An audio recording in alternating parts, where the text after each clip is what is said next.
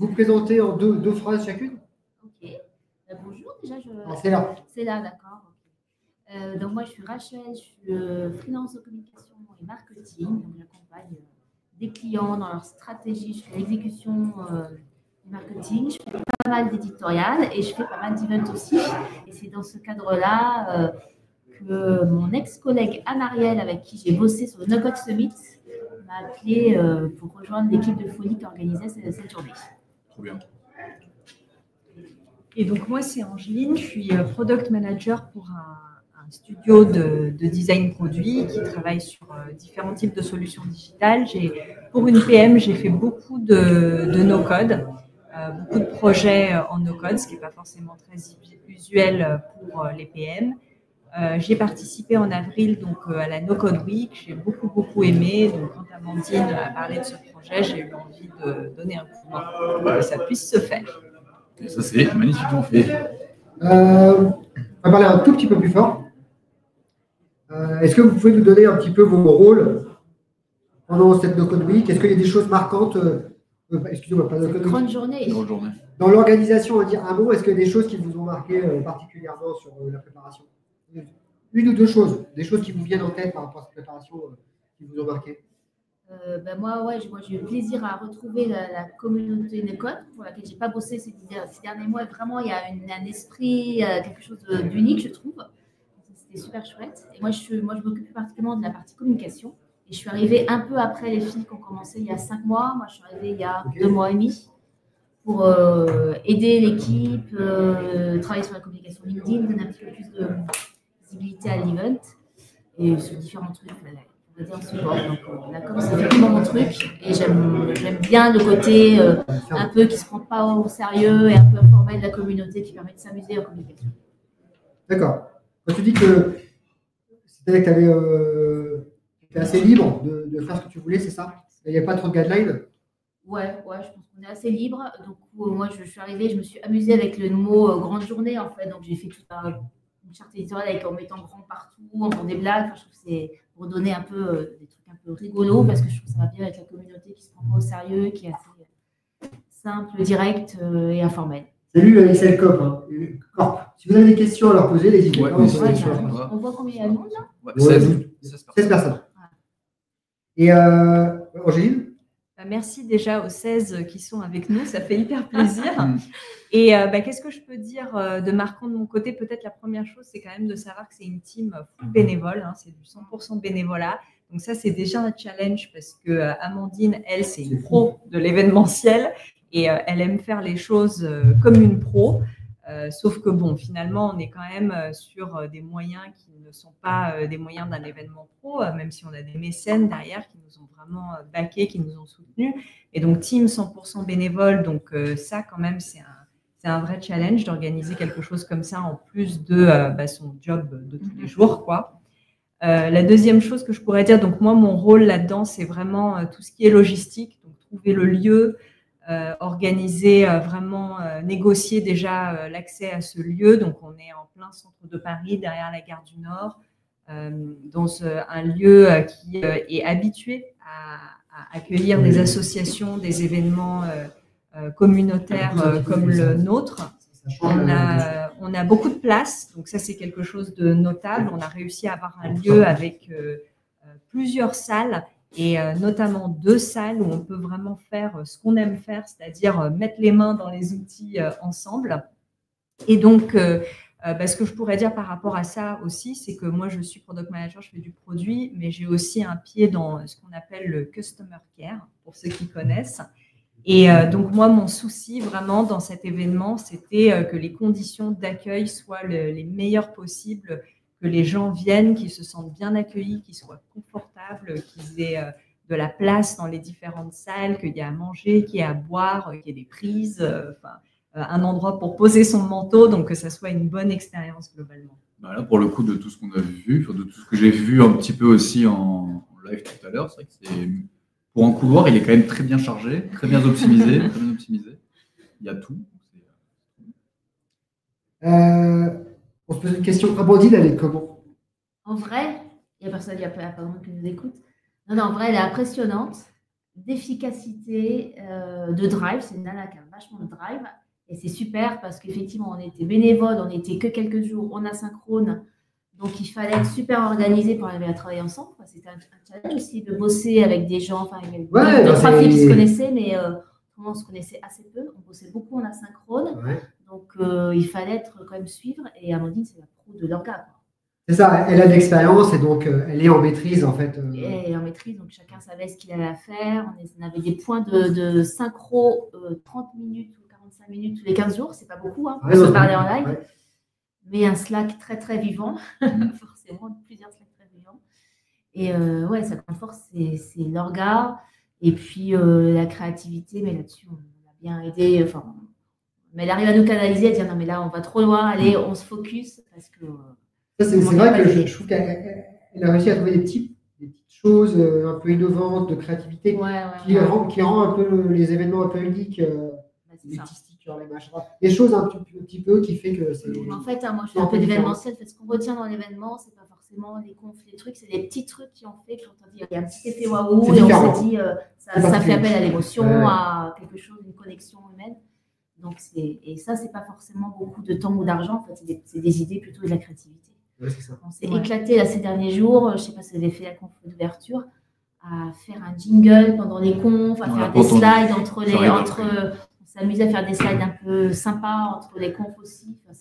Mais tu ne peux faire ça que si tu es en maîtrise sur tout le reste finalement. Exactement. Je me rappelle que vendredi, Amandine, elle nous dit finalement, on va pouvoir partir en week-end ensemble, entre guillemets. Et ça, pour moi, c'est quand, on va dire, le vendredi d'avant, genre 5 jours avant l'événement, bon, en fait, tout est bien calé. Ça montre à peu près, mais bon, mais il y avait cette volonté de partir en week-end. Ça montre cette maîtrise, parce qu'effectivement,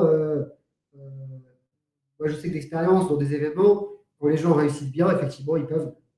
Le jour d'événement, ils sont plus ou moins cool. Je sais qu'à la No Code Week, j'avais été étonné par le côté détendu de Alexis, de Stan et d'Amandine. Alors là, c'est peut-être un peu plus de bordel, mais quand c'est bien fait, les gens ont le temps. Et je veux dire, le fait que vous veniez déjà là, c'est que c'est peut-être un peu le bordel parce qu'il y a toujours des trucs, mais c'est pas un gros bordel qui vous demande de. Non, on n'est pas en stress. Vous faites pas les pompiers. Et ça, c'est.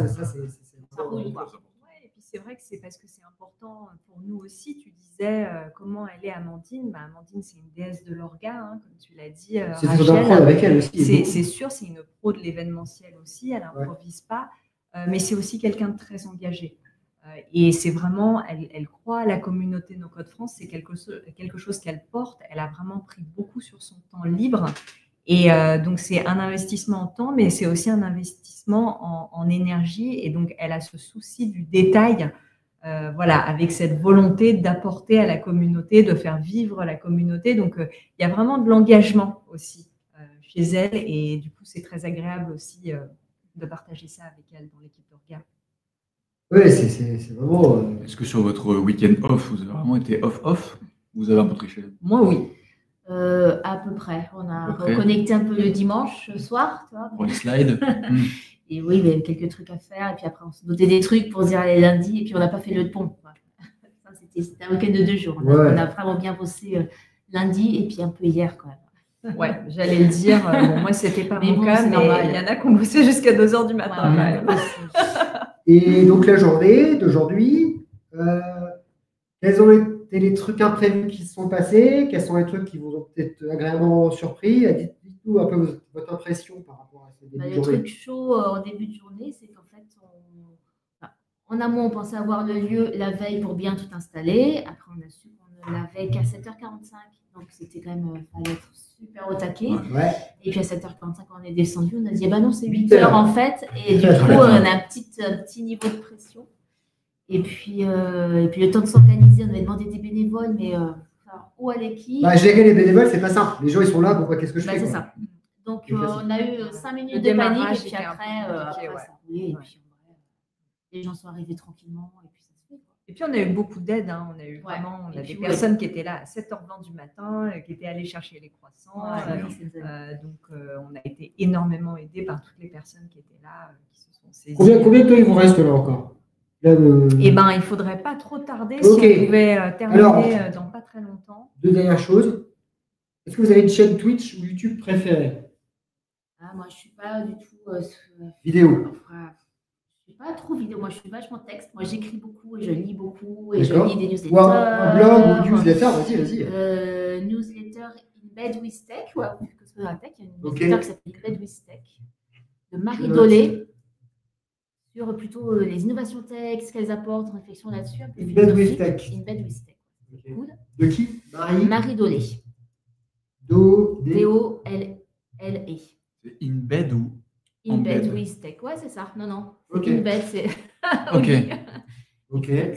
Moi aussi, moi j'ai des newsletters, mais qui racontent plutôt ma vie de freelance et qui. Ah, t'as une newsletter, marketing. toi? J'ai Toi 3 newsletters. Bah, moi. fais ta Tu pub. fais 3 newsletters. Je fais 3 newsletters. Vas-y, t'as vas-y, fait vas-y. moyen, Voilà, c'est bon, c'est bon. J'ai une newsletter qui s'appelle Unplugged, parce que ma boîte elle s'appelle Europe Marketing et je fais une newsletter qui parle de marketing que j'envoie le vendredi soir parce que c'est le moment d'unplug avec 2 minutes de lecture avec des petits tips marketing.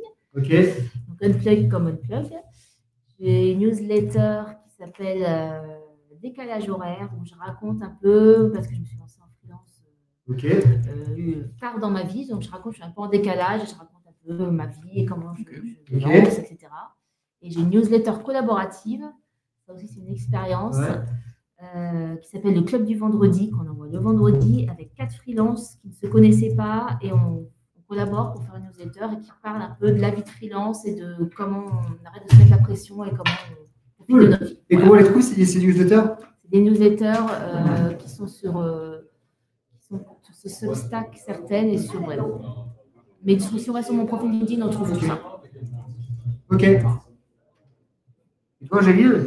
Moi, de mon côté, qu'est-ce que je peux citer deux en fait, c'est vrai qu'il y en a beaucoup, mais je peux en citer 2 qui sont moins connus et qui mériteraient, à mon avis, de l'aide.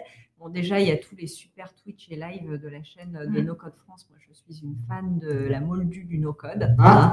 Notre amie Guylaine, ouais, La absolument. moldue. Vraiment, je recommande totalement de suivre ses lives. Et puis après, en tant que product manager, je peux peut-être citer une ressource. Il y a Madhumita Mantri, qui n'est pas forcément très connue en France. C'est quoi? C'est de YouTube? C'est quoi? Qui est une PM qui a un podcast. Qui s'appelle. Alors, comment il s'appelle son podcast? Quelque chose PM IA. Et comment elle s'appelle? Madhumita, donc M-A-D-H-U-M-I-T-A, Mantri, M-A-N-T-R-I. Voilà, et donc c'est des. M-A-D-H-O-U-M-I-T-A. Madhumita, ouais. Madhu, non, c'est M-A-D-H-U-M-I-T-A. Ah oui. Madhumita. Plus loin, Mantri, M-A-N-T-R-I. Et donc voilà, je dirais que dans les voies product management, c'est vraiment une des personnes dont moi je trouve qui fait des contenus les plus intéressants. Ok, cool. C'est bien, merci beaucoup. La dernière chose qu'on va vous demander, c'est de signer nos beaux nuages. Il faut juste faire une petite dédicace. Vous mettez ce que vous avez, vous signez. Voilà. Vous prenez la couleur que vous voulez. Allez-y. On met un petit mot, c'est ça? Ouais.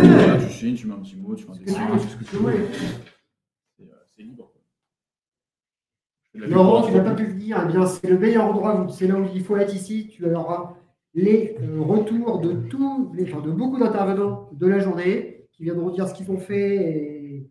Et voilà. Donc, n'hésite pas à rester toute la journée connecté. On va recevoir du beau monde, comme Rachel et Angéline. Merci. Voilà. C'est ça. Merci, à bientôt. C'était ma Merci. première fois sur Twitch. Voilà, de rien. Avec plaisir. Et à très bientôt. Alors, qu'est-ce que vous avez écrit? Rachel, vous avez écrit les premières fois sont les plus belles. Et Angéline a dit merci. Voilà. Nos premières dédicaces. Bon, c'est cool. Merci. Ciao, merci d'être passé.